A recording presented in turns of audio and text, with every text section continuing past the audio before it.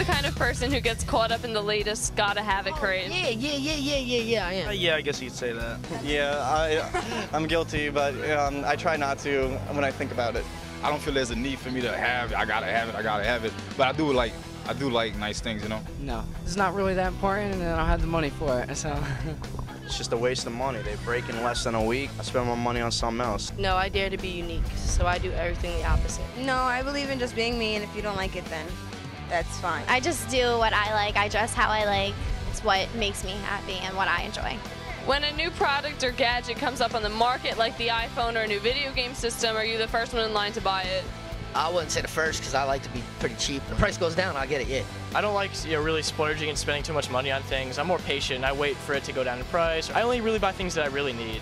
I'm not the first in line, but I'm pretty close to it. Just gotta kind of have it type thing. Yeah. Like, tell me what kind of item would you? I got the Verizon Voyager the day it came out. I didn't have an iPod until like this year. No, I don't pay attention to things like that. I'm not greedy or spoiled or anything. I'm happy with what I have. I don't need anything like new or like just came out to make me happy. I have my friends and family for that. There's no need for anything to like stand in line for and wait. I have 3 brothers and a little sister. So it's if you want it, you buy it. And I don't see the need to have it. If you have a phone or if you have a phone period and it works, why get a new one? Yeah, I don't think it's worth it to have all these big gadgets. I love Beanie Babies. When I was little, this was the thing to have. Like, the other day we were having a yard sale, and my younger brother, he came upon like my book bags of Beanie Babies, and he's like, "Oh, let's sell these." And I was just like, I just looked at him. I was like, "No, this is mine. This is my childhood. Like, you're not selling these book bags of them." Oh, for me, it was Pokemon cards. I mean, every time I lost a tooth, I never asked for money from the tooth fairy. It was always, I want Pokemon cards. So I'd wake up in the morning and here's a little pack underneath my pillow with a little note from the tooth fairy, and I was so happy, never got money from the tooth fairy. Did you ever get caught up in the latest, greatest, gotta have it craze? Or you just gotta have the latest version of the PlayStation or the iPod? Or do you remember the Pokemon card craze? I'm sure we all have a story or two on getting caught up in the consumerism trap. That's just what we'll be talking about today. Consumerism, the latest, greatest, gotta have it craze. Hi everyone, I'm Matt. And I'm Jess. And this is Real Faith TV. Consumerism can be defined as the equating of personal happiness and the buying and owning of material possessions. Our spotlight guest, Joelle, will tell us about a few times when she got caught up into thinking that material possessions could bring her happiness. We'll hear from her a little later in the show, as well as meet our studio guests. But first, let's go back to the teens on the street and find out when they fell victim to the latest craze. When I was little, about 10 years old, I wanted this model car, and then I got it, but once I got it, it just sat there, you know? It just didn't do nothing for me, and it was a lot of money. It was just a waste. Xbox 360, all my friends were playing together online, and I felt out of the loop, so I just went out and bought one, and I felt I really needed it, even though I know I don't. How quickly did the fascination of the item wear off once you had it?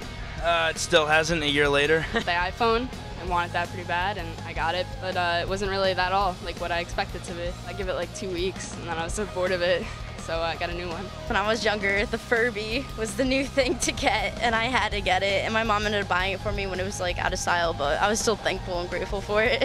It lasted about like a week because it got annoying after a while. And after that, I just moved on to like the Tamagotchis. A pair of sneakers that came out last year, and I wanted them really bad. And I thought I needed them just to fit in, but I really didn't. The iPod. Everyone wanted that, and I really wanted that. So I got it, so I don't have it anymore. When I saw the iPhone, I really, really wanted it, and I was like, that's like the coolest thing ever.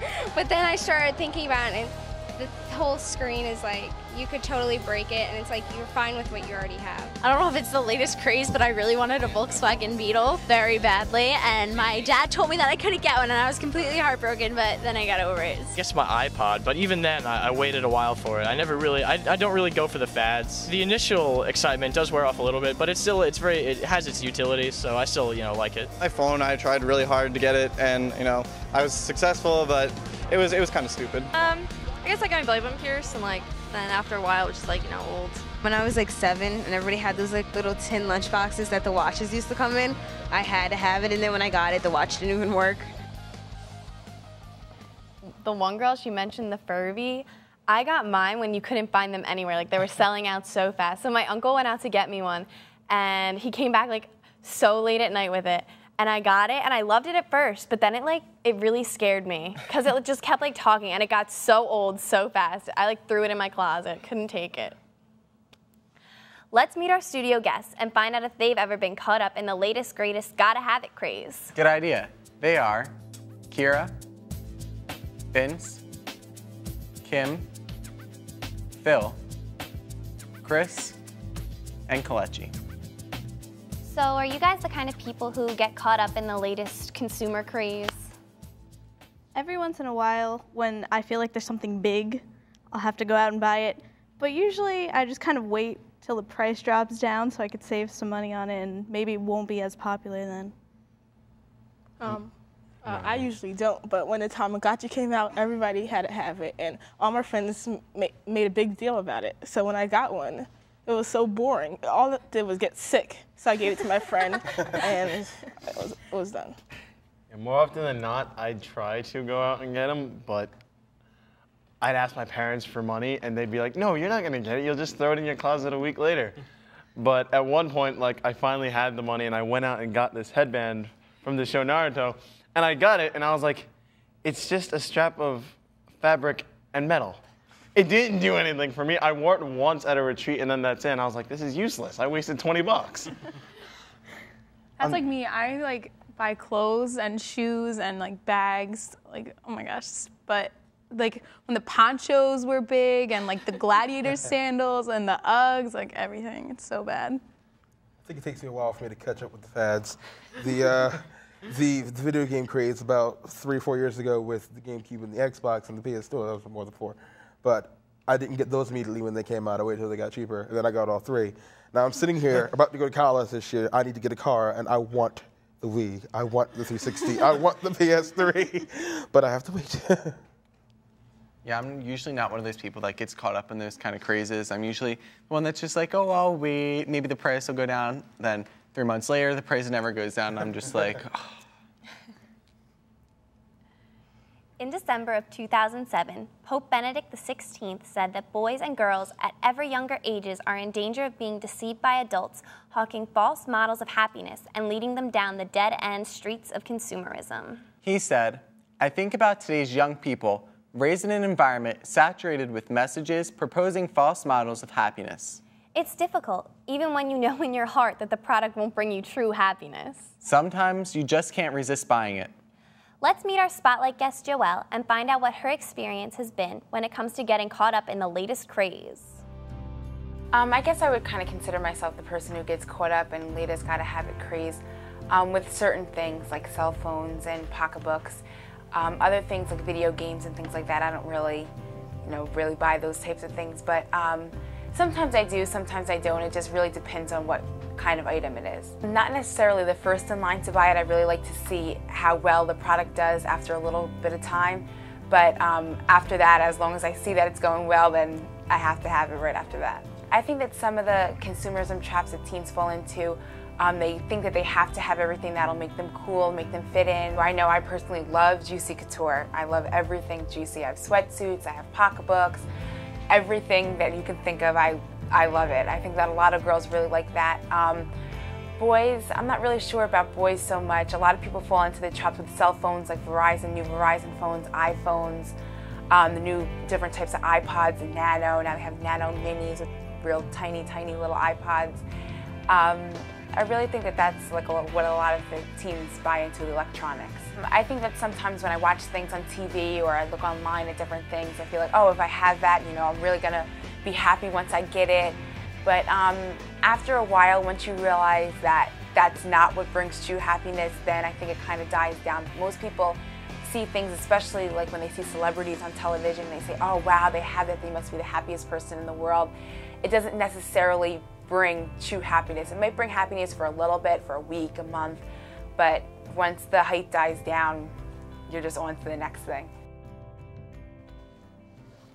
When have you been caught up in a craze and then felt a big letdown when all the hype and excitement wore off?